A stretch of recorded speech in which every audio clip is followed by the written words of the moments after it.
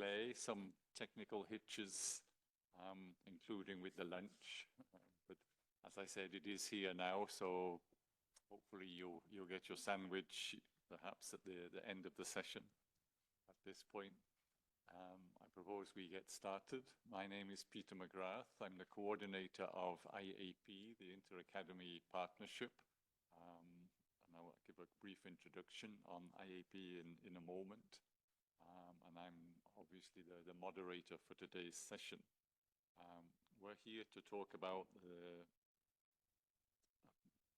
proof-of-concept exercise for a scientific advisory body to the BWC that we've been undertaking this last year or so. This is a presentation to show you how it worked and how we think such a science advisory body might work in the future.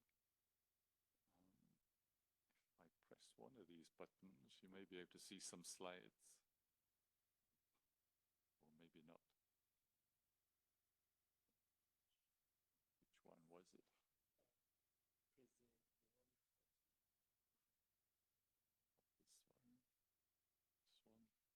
Yes, okay. So just very quickly, IAP, we are a global network of academies of science, medicine, and engineering. So we have 150 member academies around the world in more than 100 countries.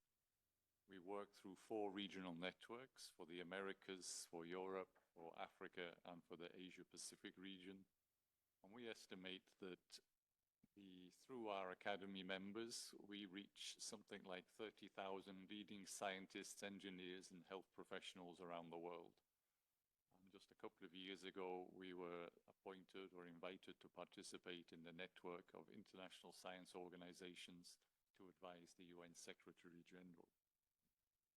We have 2 offices, one in Washington, D.C., hosted by the US National Academy of Sciences, and the one where I'm based at Trieste, hosted by the World Academy of Sciences, which is under the administration of UNESCO, which accounts for the little USB bracelets that you might see, and I'll explain what they are in a little while later. And just very quickly, our vision is that the world's academies play a vital role in ensuring that science serves society, both inclusively and equitably, and underpins global sustainable development, and that we ourselves, we work to convene and empower the academies to fulfill this vision, to work collaboratively to address issues of global, regional, and national importance.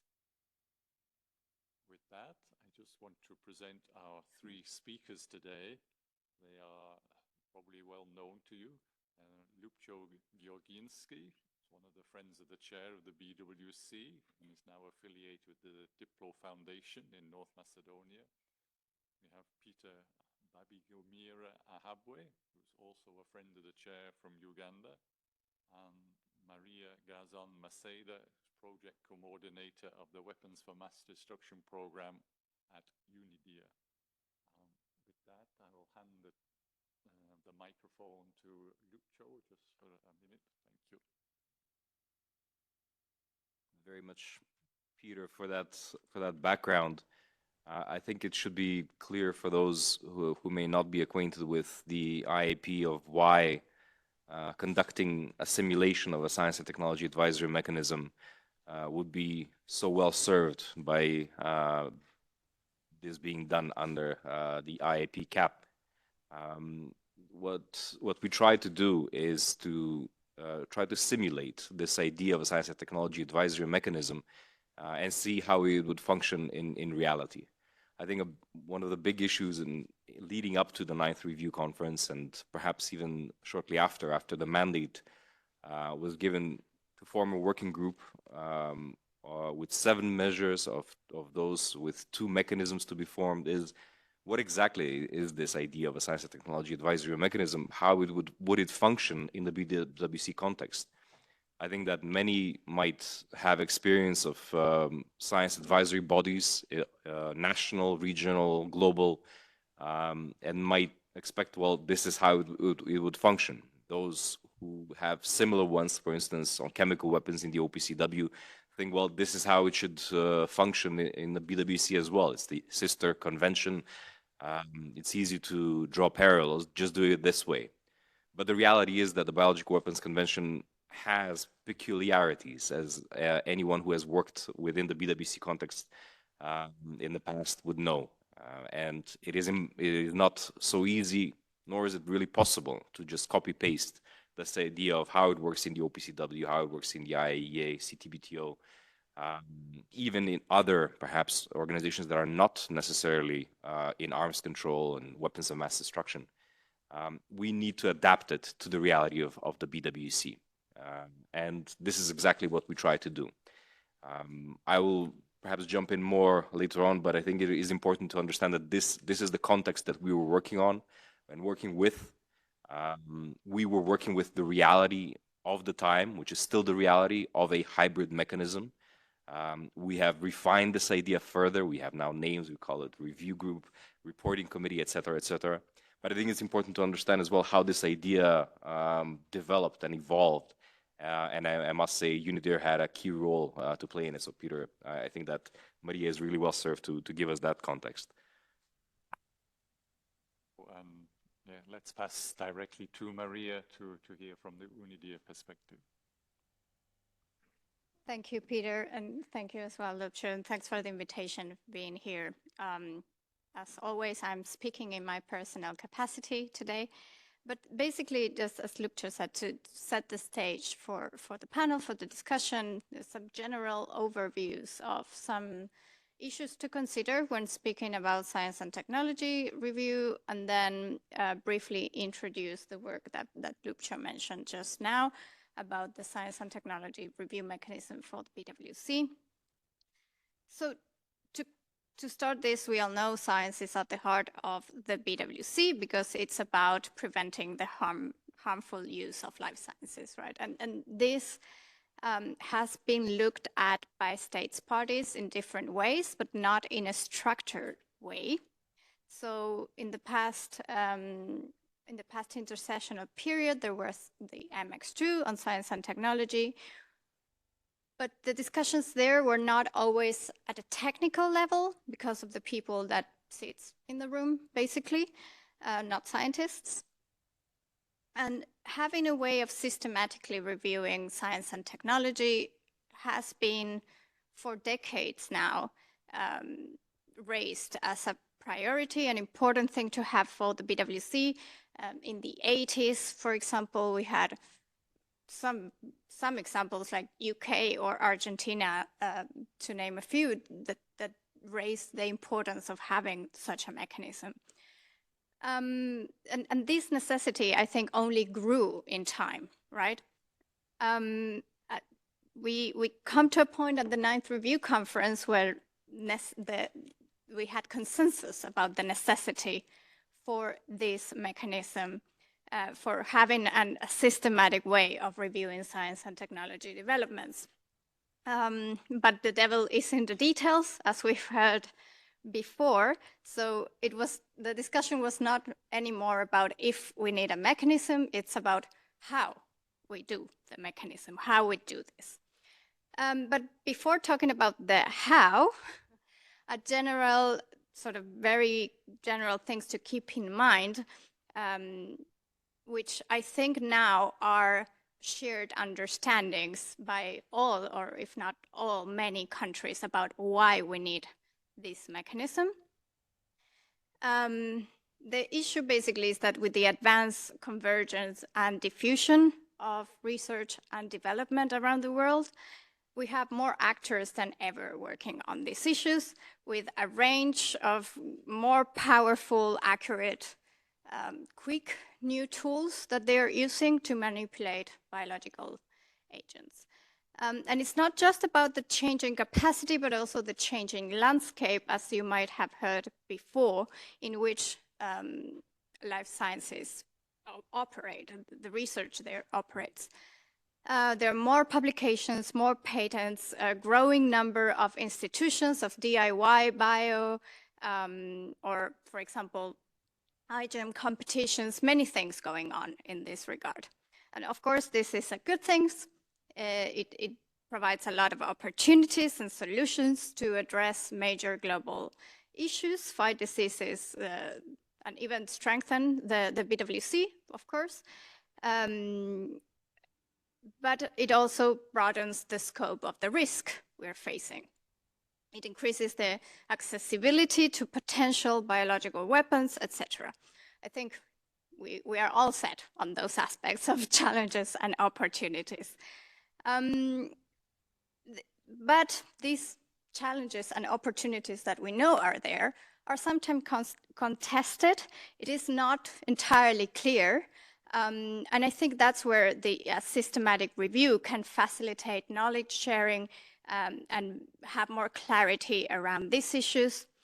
And as we all know, science and technology is relevant to many aspects. It can help verification. It could also support Article 10, for example. So it has many benefits, many roles to play within the BWC. Particularly since it has been 30 years since this was addressed systematically in the BWC through BEREX. So now talking about the report of UNIDIR, how that came to be. Basically, for the preparations for the RevCon, for the 9th review conference, UNIDIR put together this report that included a survey of states parties' views on how a mechanism could be set. It's interesting that at the time, the majority of states parties agreed on the need or even the urgency of establishing this mechanism. There were others in the survey that expressed that this was not a priority, or rather that this should be considered in a package of measures, which is what happened. And I think that talks to how much we've evolved in this. The report basically considered two main models that were in the table at the moment. The first one was the limited participation model. For example, having 20-25 experts, geographically representative set of experts for a fixed period. This would follow the OPCW model, for example. It was also something that I think was originally proposed by Russia, for example. It would have advantages and disadvantages, of course. It would have a stable, consistent set of participants who would be able to develop a nuanced understanding of the issues. But at the same time, it would lack the ability to address broader issues as they arise, because the experts would be kind of the same. And many states parties also sustained at the time, and also sustain now, that the mechanism should be open to all states parties. So there were some issues with that. Then the second model was the open one, in the sense that nominated experts would come and go, and this would allow for the participation of a much larger set of experts and have a greater capacity to address these issues as they came, would be more responsive, more flexible to the needs of states parties. So this model also had some disadvantages that mainly requires a lot of organizational effort to make it happen for a large meeting of experts. And second, if there was a continuous flow of experts, this may perhaps complicate the process of developing actionable recommendations, as they would not have that nuanced understanding. I think at the time the issue was that this was presented as a binary option. And our study suggested that these measures could actually be combined and sequenced in some form of hybrid model that could take different forms. We envisage a system that would move from an open group to a closed group discussion. You could also start it the other way around. I think this would, at the time we said, have some logistical organizational efforts involved, but mainly would allow to mitigate some of the concerns of the open-ended model and the limited participation model, and gain some of the benefits of both at the time. Importantly, I want to remark, this was not only informed by the politics of it, by making concessions, it's also because it could bring two ideas that would serve better the practical purpose of trying to cover such a wide range of issues, a broad set of possible areas of interest. So it was political, but it was also very practical in that sense. I think that looking ahead, perhaps the establishment of this mechanism is really exciting, and experiences such as the one from IAP and also perhaps FAS and our own work have informed this process and how states parties are thinking now about it. And it has evolved quite a lot. The most relevant advancement, I would say, is that we are not longer discussing if this mechanism should exist. And there seems to be an agreement, I think, on the hybrid model as a general concept. These were not given things some time ago, not very long ago. State parties have come a long way, although there's still things to agree on, of course. But it is good to look back to what has been achieved, because it shows that progress can be achieved moving forward. So yeah, looking forward to the rest of the discussion, questions, and we're always happy to contribute to the discussion of states parties in setting up this and the Article 10 mechanism. And I'll leave it at that for now.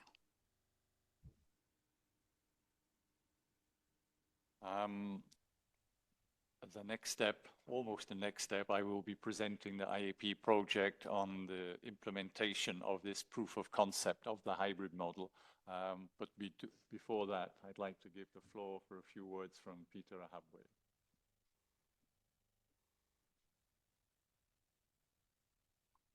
Thanks so much, Peter and Jivan, Maria. Wonderful comments I'll just build on. I'm a pharmacist who does public health coordination in Kampala. I'm definitely not a diplomat. And I want to give you from that perspective that at the beginning of the COVID-19 pandemic, one of the structures Uganda set up was a scientific committee. And this committee was supposed to respond to questions raised by, we were at the operational level, managing the actual outbreak. But when we raised questions that needed science, they were escalated to the minister's steering committee, and the science committee advised the minister. Now, every country needs a science and technology advisory mechanism. COVID-19 was a natural pandemic, largely. Well, we can say it wasn't, but even that is more cause for the need for a science and technology advisory mechanism. Every day, whether it's diplomats or planners or politicians, raise issues that need scientific advice.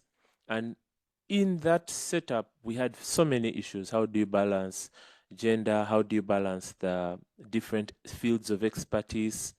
How do you deal with the issue of age? Age may not seem important now, but it is, because sometimes you need very old and wise people on the wheelchairs and very young and spuncious people to push the wheelchairs. So science and technology mechanisms can't just only be full of, 80-year-old postdocs and all that, or 20-year-old somethings.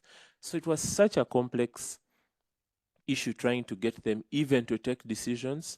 You'd think political issues are only here, but even then there were political issues in COVID over, if we think a test is not working, but a certain country gave it to us, can we just, as scientists, say that it doesn't work without causing a diplomatic incident? So, for me, the context here is that these issues are not issues only of the BWC. These issues are important to all our countries, and we need these mechanisms. But even more importantly, we need this in the BWC, and we need it 50 years ago. So, Peter, as you go through the presentation, I hope in my own small way I've kind of set that stage for why this is a very relevant issue for us.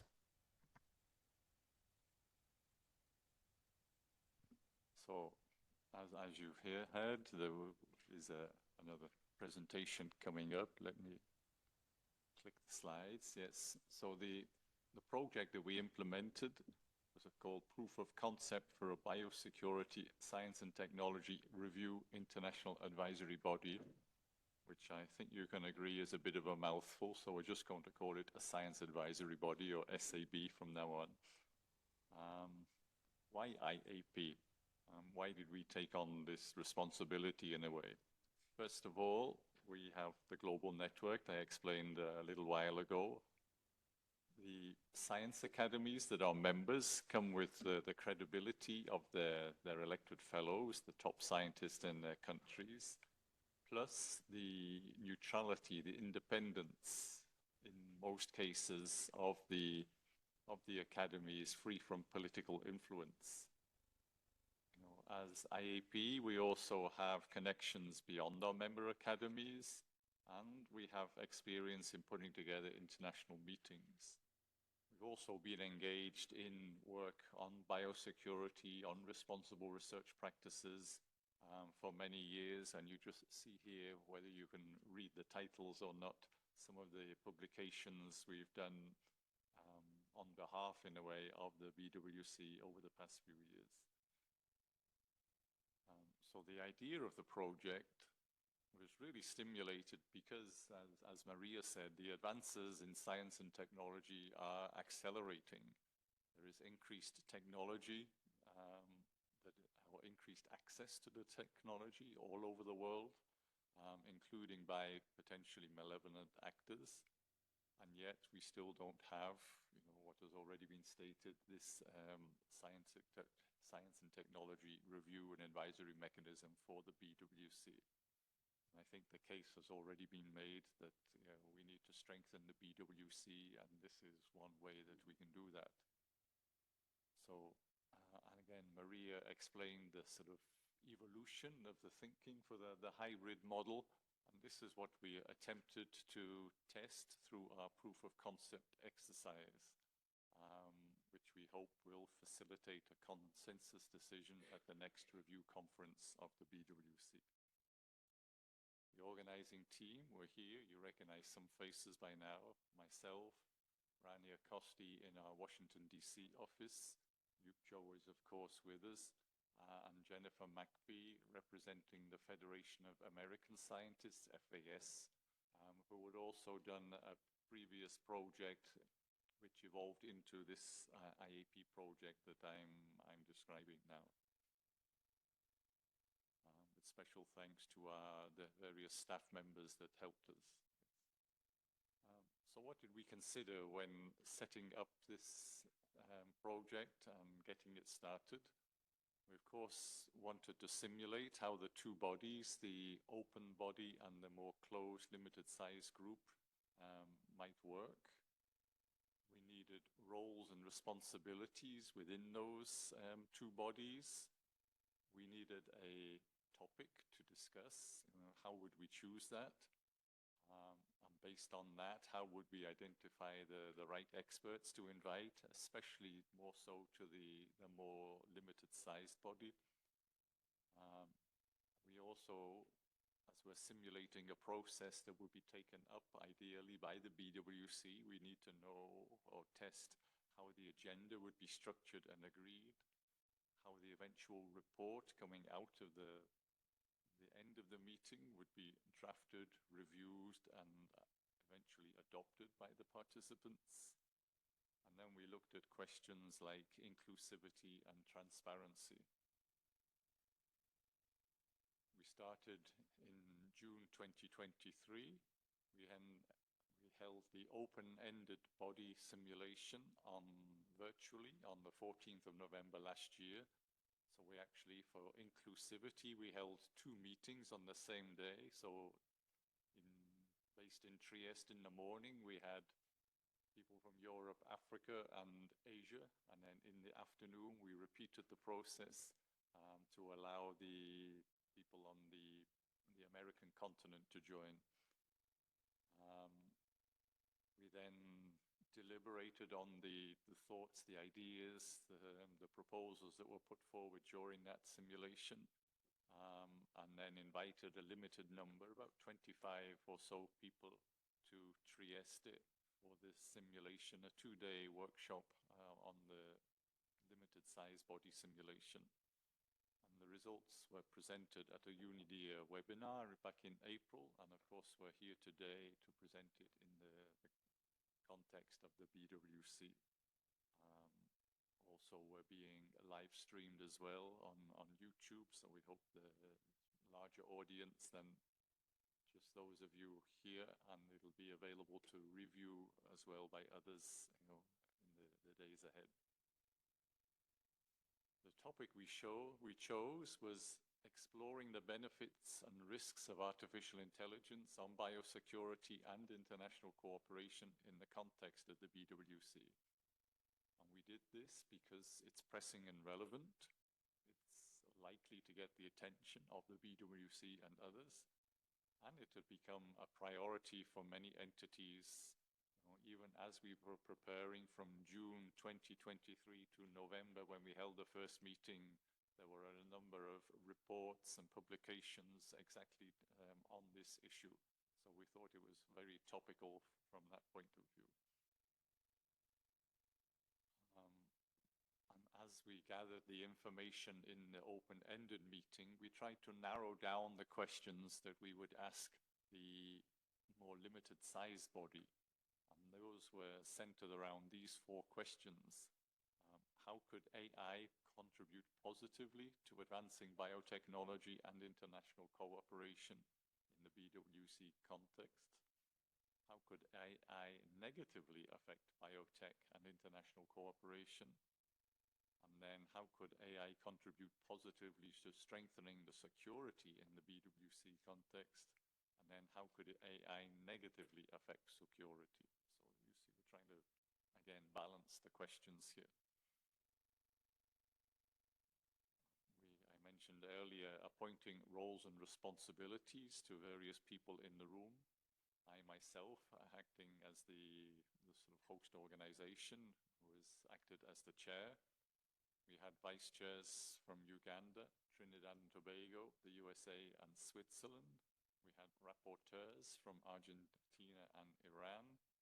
We have a science advisor from the USA, and I'm pleased to see Jonathan here in the room. I'm sure you won't stay quiet for the whole of this session. We'll hear some thoughts from you, Jonathan, later. Speakers from Germany, the UK, and South Africa. And again, we have people present in the room that were speaking here. And then we had the Secretariat as the implementers. How do we select the experts? We obviously consulted with our national academies. We're familiar with many research institutes active in the field of biosecurity as well. So you know how this is done. You put out the requests and the feelers through the networks. We wanted particularly to have that scientific technological expertise and credentials. Most of the people that we had in the room were life scientists, but of course with the topic at the intersection of AI and life scientists, we needed some AI experts in the room. We managed to find those. We had representation fairly evenly across the 5 UN regions. We had a good gender balance. We strove to achieve that. And we should note that the experts that were invited served in their individual capacity. So we had no country plates, and independence was the key. And we think by having the balance of across the different nationalities, the different regions, we were able to avoid any conflicts and biases because of the diversity of people in the audience.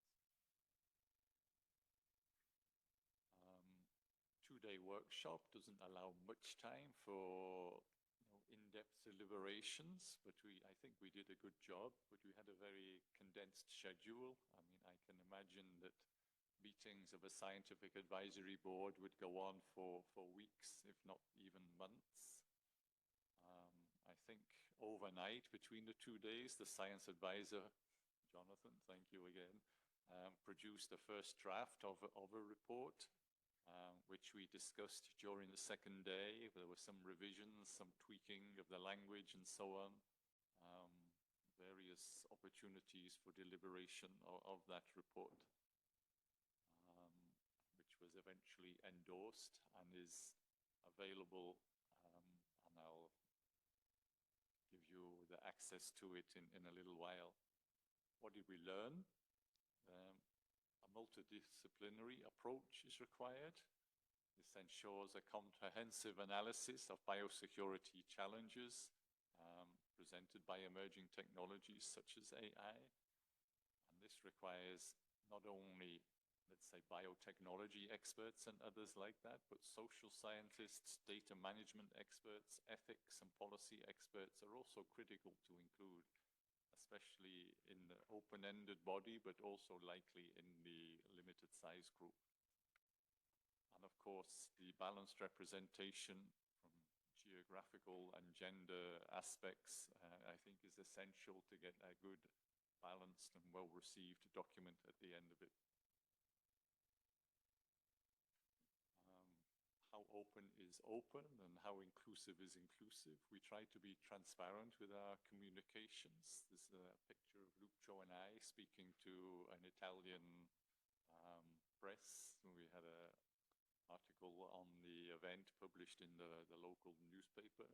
We put updates on the website, so everything is available should you need more information. What about the science? What were the essential sort of take-home messages from this meeting? We thought that AI-enabled protein design and synthesis was recognized by the meeting participants as a capability with immediate relevance to the BWC. And we noted that an assessment of these and similar developments could benefit from further deliberations through, for example, a temporary working group of suitable subject matter experts.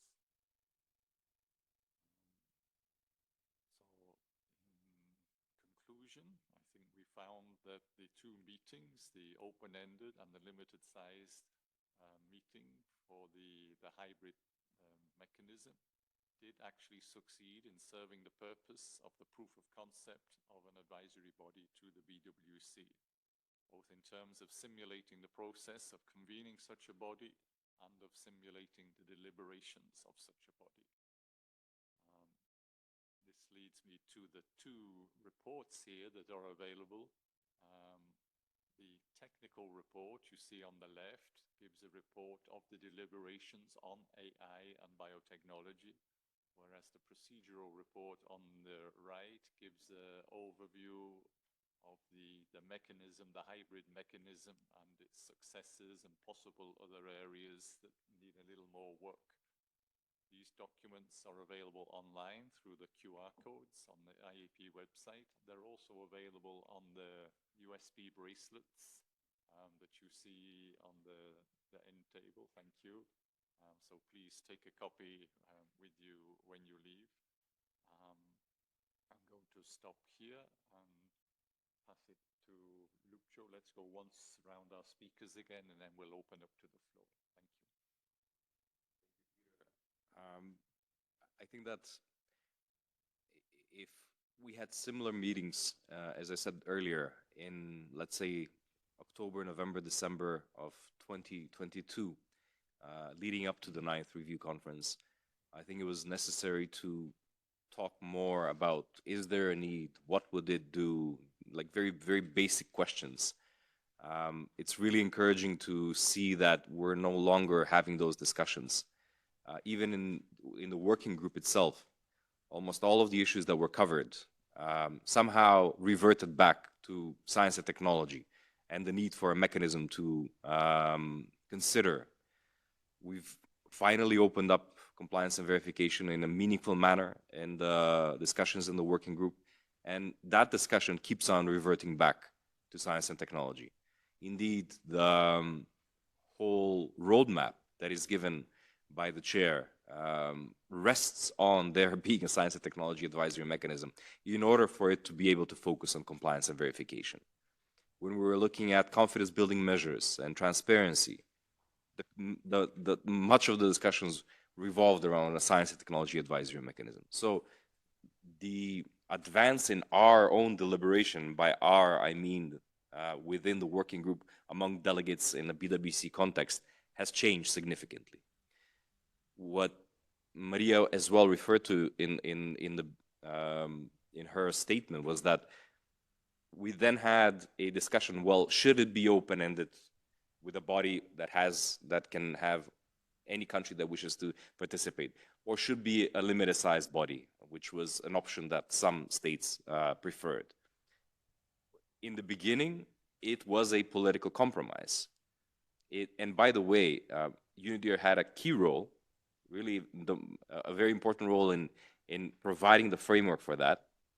I think it is important to recognize it was the work of an academic, Una Jacobs, who had the idea of having, well, why don't we try a hybrid model? So an academic threw the idea there. The Federation of American Scientists had discussions around it. UNIDIR put it in a very systematic manner with the report. So I think it's encouraging as well for researchers out there that it is possible to affect policy and even diplomatic negotiations. But from that idea, we went through, all right, so UNIDIR systematized it. We started discussing it in this form and that form. We started discussing it in earnest and see if it can function. And this is one of the processes and the way this IAP proof-of-concept exercise was a way for us to see, can it function?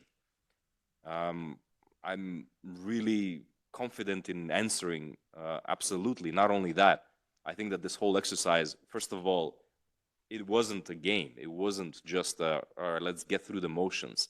The scientists got engaged. They discussed in earnest. We had top-level presenters and scientists like Gunnar here who gave us the proper framework for the discussion.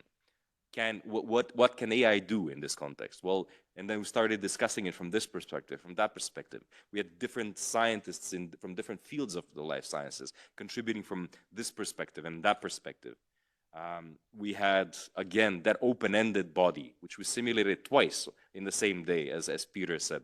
We had 2 meetings, not one, of the open-ended body, a morning session and an afternoon session with exactly the same agenda, to see how they would be different. So we even experiment scientifically in a way of how it would be. Well, let's try this, let's try that. Let's change one variable and see how things go, right?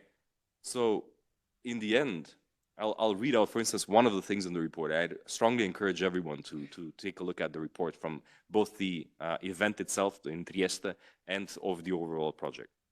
So in discussing just one bullet, AI-enabled protein design and synthesis is an area with immediate relevance that has received attention in BWC forums.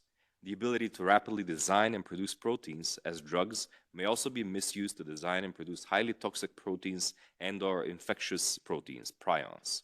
Additionally, AI might be used to redesign existing known pathogens to enable crossover between species. Meeting participants noted that assessment of these developments for the BWC could benefit from further deliberations through a temporary working group of experts in virology, microbiology, biochemistry, AI models, and those in the interface of life science and AI. So I'm just reading like one instance, one small bullet of the whole thing to point out of how this simulation wasn't just a simulation, okay, let's have an open-end body and a limited-sized body. We then saw the need that if this were to go further, these scientists could recognize the limits of their own disciplines and propose how a temporary working group could be formed. We therefore went to not just as a proof of concept really, but showed how one topic could be treated in a very objective, in a scientific manner. So in that sense, really, it was an exercising in that, in my view, really showed the need for such a mechanism, which seems to be right now, hopefully, well recognized in the BWC context.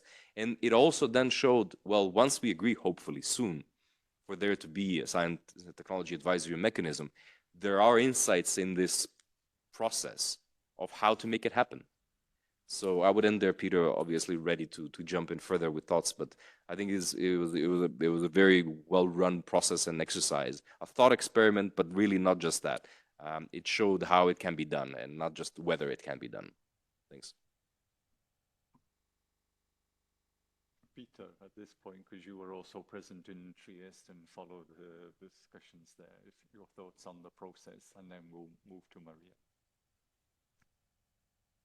So, Peter, before you even talk about Trieste, even during the online interaction, I was part, and you know, when we talk about the two models and all that, I know there's been some pushback that it's voluminous or it's big or something, but being part of the actual thing, I think was very beneficial, because in the online interactions, you could see that even with the few people that we had, I mean, it wasn't all 190 plus, you know, member states, but there was a lot of dynamism in prioritization, and the meeting, you know, if it didn't have a hard limit on time, I think we might have failed to even come up with resolution. And it really showed that large groups are not very good at summarizing. You know, everyone has a point of view.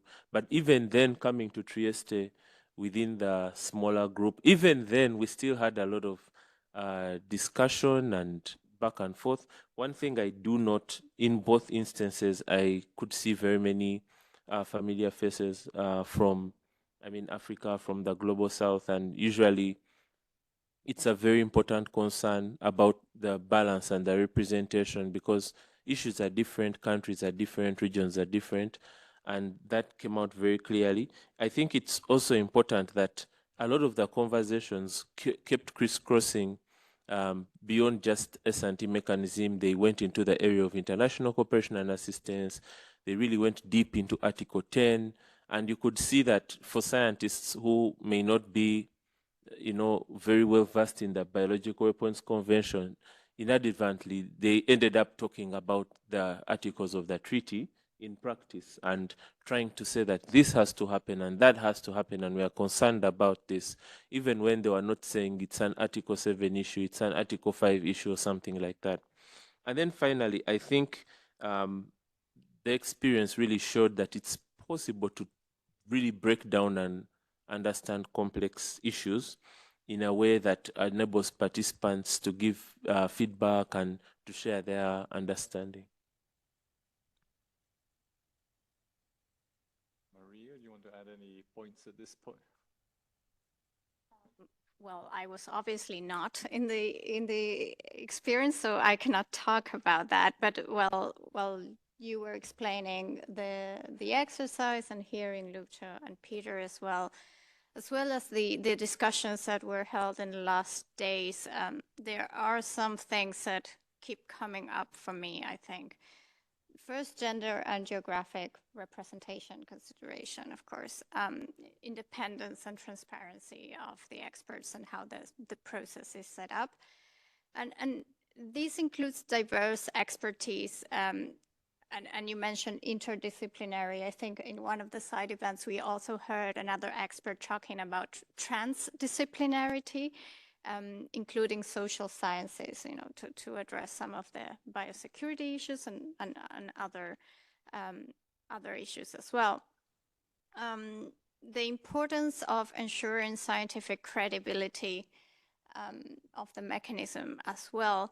And in this regard, also ensuring that the chairs of these mechanisms have both the solid scientific knowledge to be able to participate in those discussions, but also soft skills to be able to navigate the inevitable political considerations. So I think that science diplomacy here plays a key role. And Peter, you can talk about that for a while, I think. And then the importance of iteration and learning from the experience. It will not be perfect the first time it's set up. Things can be learned in the process, and I'm sure if this comes to fruition, it would be adjusted and made better in time. But this is also related to the need for flexibility in terms of the topics that the body should consider or would consider. because things change very quickly when it comes to S&T. So yeah, flexibility, it's another key there, both in terms of the structure, learning from the process, but also from the content, the issues themselves. And perhaps one last key point that you mentioned, and it was in the report, I think, the importance of outreach and communications on these topics to ensure that transparency that we were talking before as well. But to also effectively engage as many stakeholders as possible, make sure everybody's on board, that they understand how things are discussed, how decisions are made afterwards, and the knowledge can be used by all states parties and the broader international community as well. So having a solid communication and outreach strategy as well, and that goes to the topic of science diplomacy as well. Those are some of the issues I was thinking about. And I think your point about flexibility, and we as the BWC are unlikely to get this right on the first attempt, but learning and improving over the years based on the structure that is set up, I think could be a critical aspect of getting this off the ground, I think. At this point, I'd like to hand the microphone to Jonathan for any thoughts you have as the role of our science advisor in this system. Of course, there would be requirement for somebody probably within the ISU to take on that role, or to be an additional person within the ISU, and how that might work. Thank you, Jonathan. So much for trying to hide in the corner. Thank you for summarizing the event, and thank you for letting me be the simulated science advisor in your simulation. It was really an honor. You know, I just pick up on the last point that you were talking about, the flexibility. So there's a lot of comparison to the OPCW Science Board. Bear in mind that they've had 26 years to figure out how to do the modalities that they work in. And so I would say, and having had experience with that in that board, I would say that scientists like to experiment, and the terms of reference and the rules of procedure set some boundaries, but within those boundaries, there are lots of things that one can do to figure out what works. This idea of a small body and a large body is not unique per se, but most science boards that you see are one or the other. Something that struck me in the discussions that we had and in the simulation itself is that the hybrid body actually brings something that's very unique compared to these others that are only one or the other. What I think a lot of people don't appreciate is that when you have your board of 25 people, they have day jobs. So they come to the international organization to provide advice several times a year. And then it's that person in the secretariat who does all the research and does all the, go find this for me, go find that for me for the advisors. With the open-ended group and in the BWC, and we'll be very optimistic and say every state party sends someone, so you have 187 scientists. As Peter said, discussion will be a little messy to collate, but the amount of information that they all bring is years worth of research for that it would take that one person in the secretariat. So there's a really wonderful advantage there, that then in the small group you can have, you know, kind of synthesize that and summarize it and make sure all the views are heard. It's really important, and this is my personal experience in international science boards, to let everyone speak, let them be part of this. In the end, the report will synthesize things, it will summarize things, it may you know, simplify some of the information for the audience who's going to read the report, who may not be scientists, but you make it everyone who's in the group feel that they have contributed, and that's really important. And the communication part is another thing I can't say enough about. In the OPCW board, in about 2014, we had started the Science for Diplomats initiative, and it was meant to just be an informal way to have the science board talk to the delegations to explain some of the technical details of why they were speaking about the issues at hand, how it might relate to the treaty, but in just looking at the science. And I can't tell you how much difference that made in engagement and interest. And I won't say that the diplomats entered the room and then left the room knowing more about science, but they left the room having a much greater appreciation of what the scientists were thinking about, how they were approaching things, and how to ask them questions that were relevant to them. So I could go on for hours on this. I will stop here. I'm sure others would like to ask questions, but thank you for letting me take part in this. It was really great. Thank you, Jonathan. I know you can go on, but for the moment, thank you for that. Unless there's any other clarification, Peter, you want to say, and then we'll open it up to the participants here for questions. Another interesting thing that I saw in the exercise, and I think Jonathan mentioned it a bit when he said, within the space of the rules of procedure, scientists like to experiment.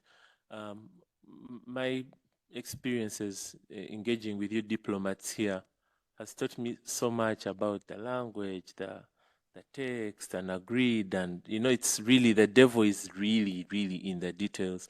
But in that meeting that we had in Trieste, people would really give way at some point, and someone would say, well, largely we can proceed with that, but I will not my minority concern here and there. And in something which I'm used to in scientific circles as a scientist, that we don't have as much gridlock, because every now and then a smaller group may say that, okay, we can proceed with a report, but let's just note this under a section as a concern or some kind of a hanging issue. Sometimes we call it the parking lot. We put something somewhere and then recommend a working group or some other group to pick it up and take it off. So I think as diplomats think about this mechanism, do leave some room for the mechanism outside of the rules of procedure to do its actual work, rather than, you don't want it to be born free and everywhere in chains.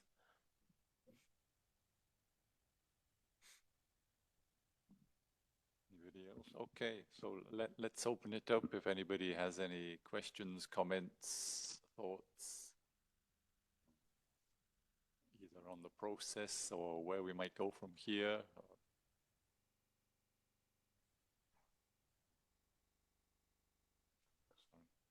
From Iran, was it?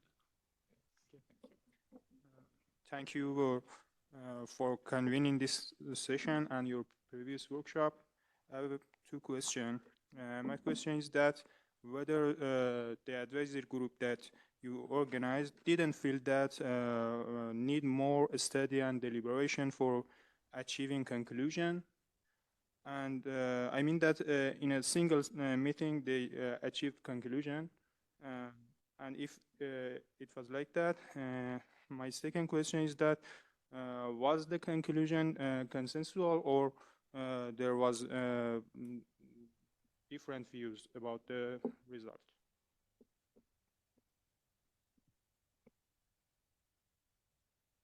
Thank you very much for those questions.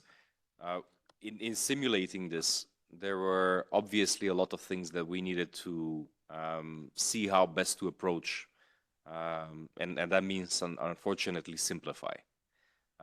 That is to say, in the choice of topic, certainly in a BWC context, it would have taken some time to consider a topic, to come to formulate it.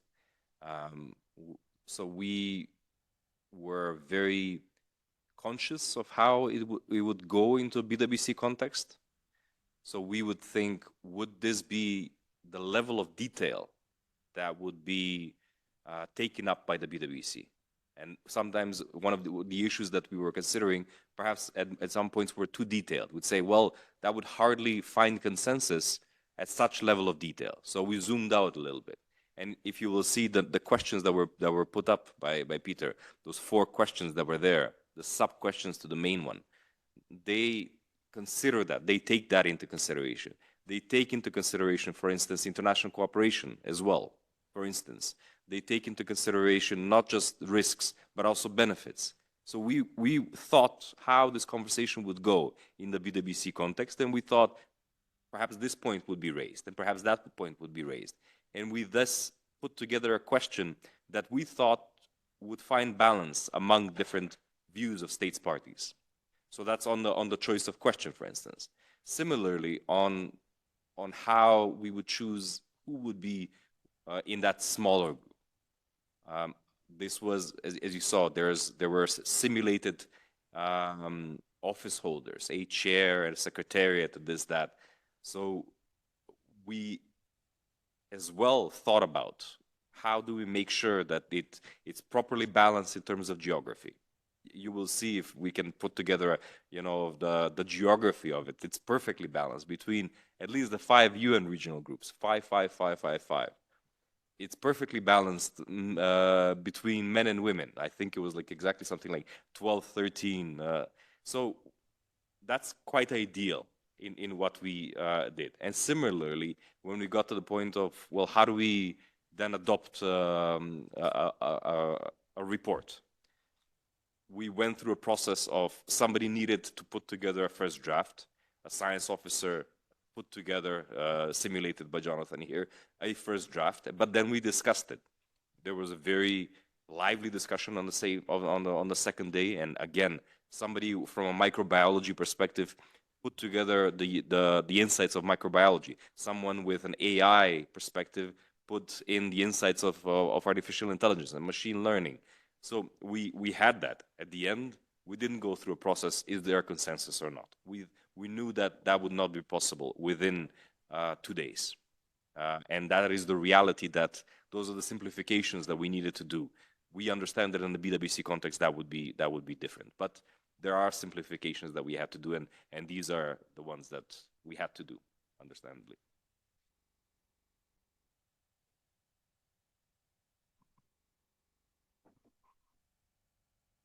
On that, let's move to the European Union. Thank you. Thank you very much, and good afternoon to everyone. I only have perhaps, I don't have a question, I have an observation or a comment, if you wish. And I start with apology for coming late and then missing, I'm sure, very good presentations. But I'm really glad that Ivan mentioned that the proposal of that is on the table for an S&T mechanism is a political compromise. I would perhaps paraphrase it. It's a price to pay, because that's what we all realize, that this S&T mechanism is a badly needed and badly missing mosaic in the whole framework of the BWC. And Jonathan referred to interaction between scientists and diplomat, and I can only echo these comments and emphasize the importance that the diplomats, and I'm being told that I am a diplomat myself. So the diplomats really need to learn from scientists how serious this issue is. I'll tell you just a story that yesterday I participated in a fascinating scientific side event organized by Switzerland, and they told us a fascinating story what bioscience can achieve and can do.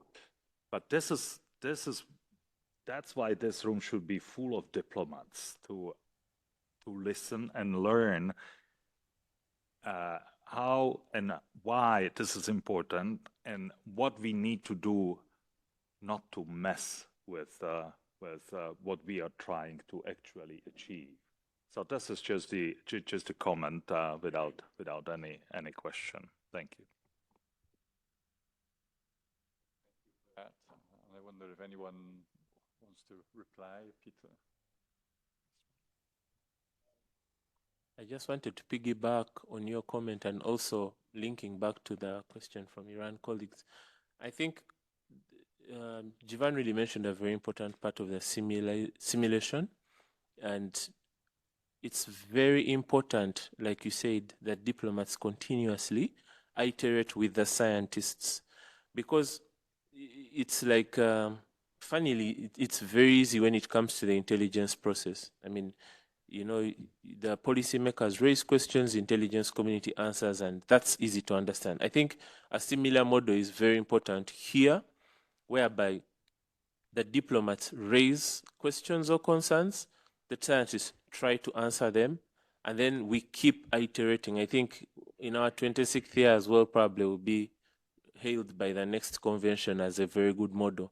But definitely anything that advocates for either the scientists doing it on their own or the diplomats doing it on their own is a wrong approach.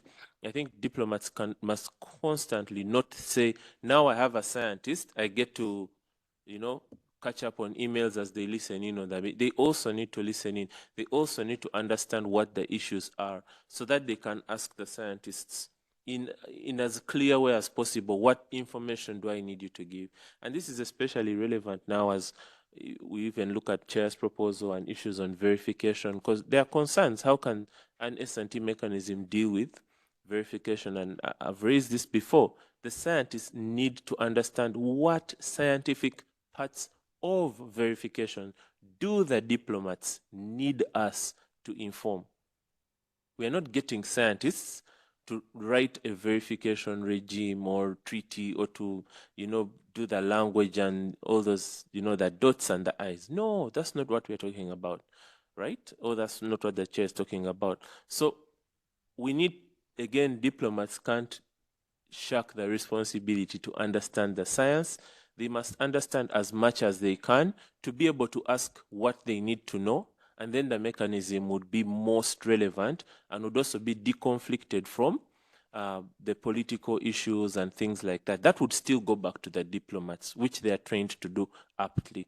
But then there are those parts where they'll say, science, could you please tell us between option A, B, and C what's most accurate or what's most efficient, or we have this piece of information, is this accurate based on the technology used? Those are the kinds of things. And in the exercise, the questions were simulating what diplomats would have told the scientists.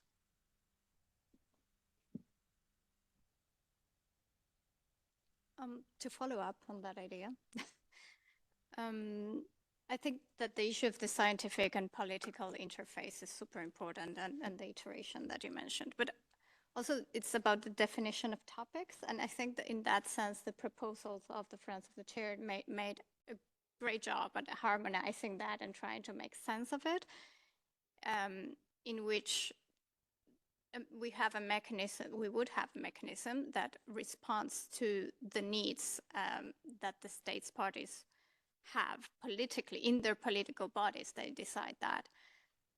But leaving it broad enough so that then the scientists can look, okay, but specifically we would look at this, and this issue, or then the MSP, the meeting of states parties, could also bring up a specific topic. So that's a good interplay of having a political direction while having the scientists also be able to choose or direct towards issues that could be important, might be slipping out of diplomats' heads, and so on and so forth. So yeah, that's. Thank you for that. I see two more questions for the moment. If we have first Timor-Leste, and then we'll go to Pakistan.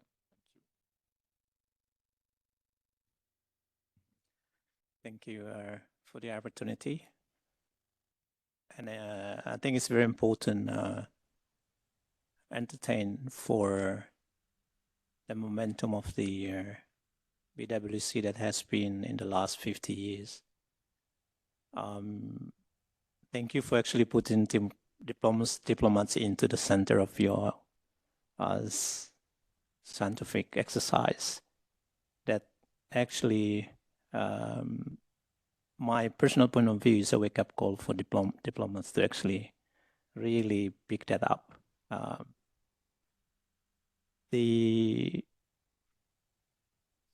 chair that has put forward those two mechanisms, I think that is timely, and of course, finding the consensus base where we can really enforce these two mechanisms is now the timely. And having this kind of exercise specifically for the intention to have academic scientific advisory group is actually give us a lot of opportunity to each one of us as MSP, part of the BWC, to actually exercise in our capacity, and it's also in our constraints where we can actually stand to the fact that diplomats need to listen to scientific at this stage in the course of time. I believe that either those of us working in foreign service, maybe in 50 years back, within our nature of works, we might not like how the sciences perform. But I think this, after 50 years, perhaps, we need to like how the sciences works.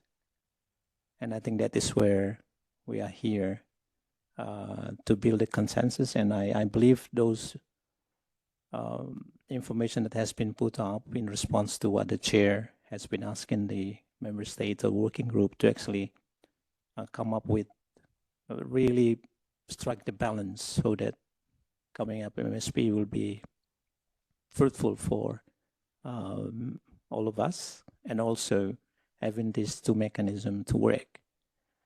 Having said that, let me just put one or two questions. First is, I would like to kind of understand a little bit background how the AI become the conclusion that we need to see the AI rules in a BWC context, so that people like us, when we go back to a capital, we understand that the AI will be the center of the WC, and where the scientific report that's actually indicated that. Second would be just to refer to a couple of virtual exercise that has been happening around the world. I think there one moment in time, sometimes there's 3,000 to 4,000 people on the screen. I just don't want to refer where it was, but it was happening very recently, and I thought maybe scientific and diplomat interface, perhaps. That could also something is possible to do at this stage, and I thought maybe from S&T perspective, we can also elaborate on that for hybrid session. Thank you.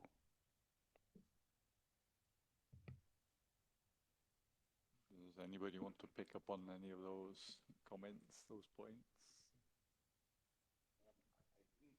Quite get the second part, if you could clarify. And at the same time, Peter, perhaps we pick up the questions and start summing up. As a diplomat as well, the empathy kicks in to get people, to allow people to have a coffee before any next meetings. But yeah, so perhaps we get more comments all together and then wrap up things. The second, yeah, I didn't understand the second point. Sorry. Certainly, the report that I flagged up on those USB bracelets, I think, will answer some of the questions of the AI BWC context. So I recommend that you read that. Perhaps we can have a comment or question from the gentleman. Oh, thank you very much. My name is Dr. Saifullah Khan. I'm from Karachi University, Pakistan. I have a basic questions. I mean, this S&T mechanism, is it something advisory type of thing? I mean, how it will work? For example, you give example of AI or bioinformatics. So they can design a very nice vaccine. Similarly, the same technology, same thing can design a very lethal protein as well. So it's a dual use things. Are we going to estimate or evaluate the capacity of a institution or universities or peoples? I mean, how this will work, this S&T mechanism? So this is my basic question, please. I think that was as well the crux of the gentleman, the ambassador of Timor-Leste, basically of how are the conclusions brought home, right? That's a key thing, and how does this body basically put together the advice? And I think that I would circle back because we had emphasized the need for scientists to develop, well, for the diplomats to understand science and to gain insight into these issues from a scientific perspective. But I also think that both this exercise and broader highlight to the other aspect of that causal arrow, which is that scientists also need to develop diplomatic skills. And it becomes, it's exactly at that nexus perhaps where the most interesting things happen. Now, when that happens, you're right, we will have a body. They will look at some difficult issues. That theme, that the boundaries will have been provided by diplomats probably, because it's going to be decided, the theme is going to be decided at a review conference. That's the idea at the moment. So those boundaries will have been developed there. Those boundaries will further be focused in on by a meeting of states parties. Obviously, the mechanism itself can propose, go this way and that within that process, the intersessional period. But it will be just that. It will be information looked at on a topic that is given by a review conference and so on by scientists. They will consider it. They will consider this aspect and that aspect. They will provide further information. They will ask perhaps for further need for clarification. This will go from the mechanism to the MSP. The MSP will say, well, next year, look more into this. They will go into that a little bit further. They may say, we need a different kind of expertise. We don't have a specialist in this field of science. So let's then either bring in that specialty or perhaps form a temporary working group. The temporary working group goes deeper into that. They produce a report. That report comes into the MSP. Now, all of these cycles have the possibility of being sent, not just by the ISU, but any national delegations that are present in these discussions to be taken at home. From the Ministry of Foreign Affairs or a Ministry of Health or a Ministry of Defense calls together at home a national council of some kind, a working group of this or on that. They discuss it at home. They say, this was discussed in Geneva. Let's see what this means for us. So they discuss it further, but they have good resources. They have the scientists who went there to those discussions to bring in that discussion. So at least that's how I see it as developing. It's certainly not, and it's not structured at the moment to be, a body that says do this or do that. This is a policy to be recommended. It cannot do that, and it certainly won't do that, but it will provide information for further thought on key issues. I mean, you know, so much has happened in artificial intelligence over the past year or 2 years. It seems already as if it's an old issue. I mean, ChatGPT came up as a technology on everybody's radar. Is it 2 years now? Is it 2022 or 2023? It's 22, I think, was where the 3.5 version came out that was really revolutionary. It is so new. And imagine now, I mean, we already had someone, it's a simulation, but we had it discussed. It's very easy to take this report and again, organize a national working group, call in an expert from Ministry of Health, from Ministry of Defense, Foreign Affairs, the Academy of Sciences. Let's discuss this in a national context. What does this mean for us?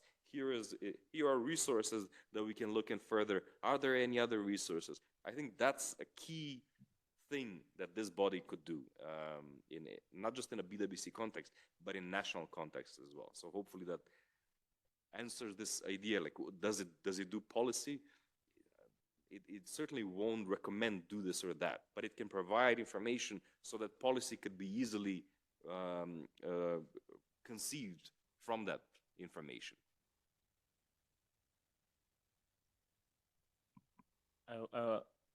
I'll start with the diplomat from Timor-Leste.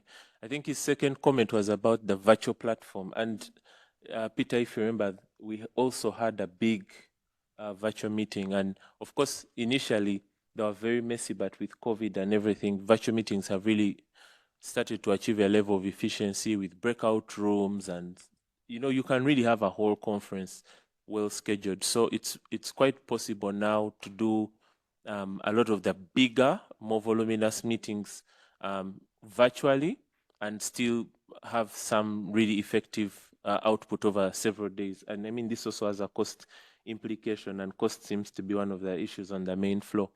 And then your very first question was about agenda setting, or really how topics come. And stepping back from AI, if many of you remember the 2019 MSP, many of the side events were themed around gene drives. Before that, it was CRISPR-Cas9. So basically, as diplomats, when you attend these side events, when you receive memos and cables from Capitol, from the ministries, there are multiple ways, which I now want to call diplomatic intelligence, that you arrive at your diplomatic intelligence and a kind of feel for what is the real issue. So when it comes to science and technology, naturally, you're going to leverage all these platforms to inform yourself and say that I think this is an issue. So going into this exercise, AI had come up from multiple sources. Nuclear Threat Initiative has done reports on this, Hopkins Center for Health Security. So many people had raised that in the area of biological weapons or in bio, AI is the next big thing that we need to be talking about. And again, like I've mentioned, if you look back at all the BWC meetings and you just go on the website and see the side events, you start to see that thematically every year there are big ticket items that come up. And again, Jivan, this speaks to why in the proposal of the FOCs, people ask, you know, why this is so long and why this is so short? Why do we need the MSP to do this? Can we wait 5 years? But if you just go back and look at all these previous meetings, you're going to realize every 12 months, there's literally a brand new set of big ticket items, and you can't wait 5 years to pile them all together and then tell the team to do this. And then finally, for our delegate from Pakistan, you know, there's a thing, for the people, by the people.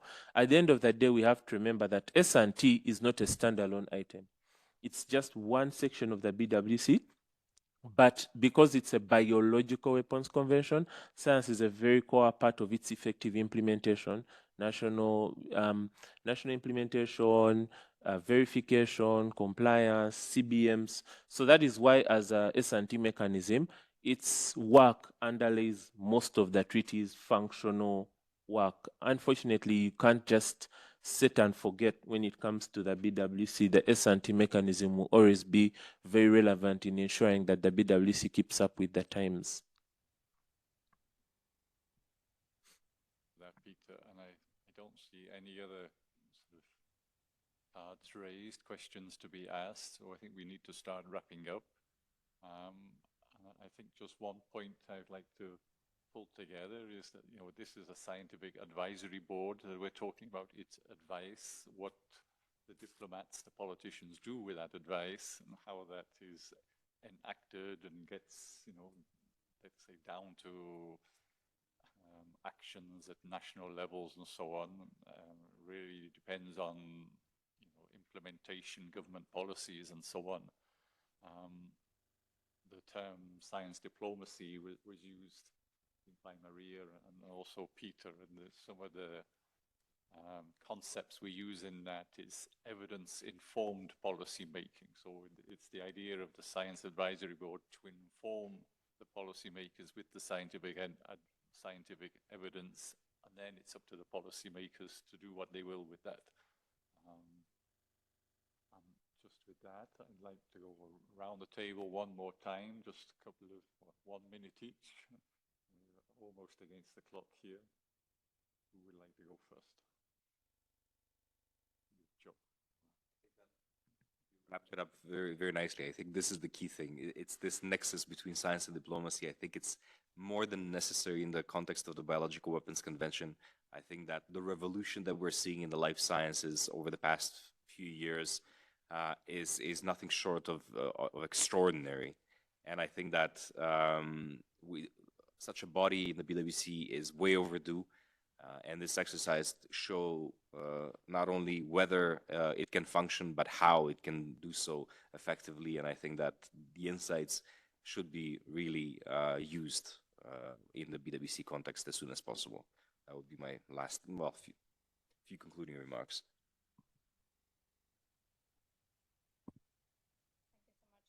I think I will reiterate some of the points I made earlier, because it's just, there has been so much work done by so many people in getting to this point, that if we can actually, if you can actually pull this off and establish a mechanism, I believe people will literally cry of excitement because of all that work, but obviously because this is long overdue, it is a need within the BWC.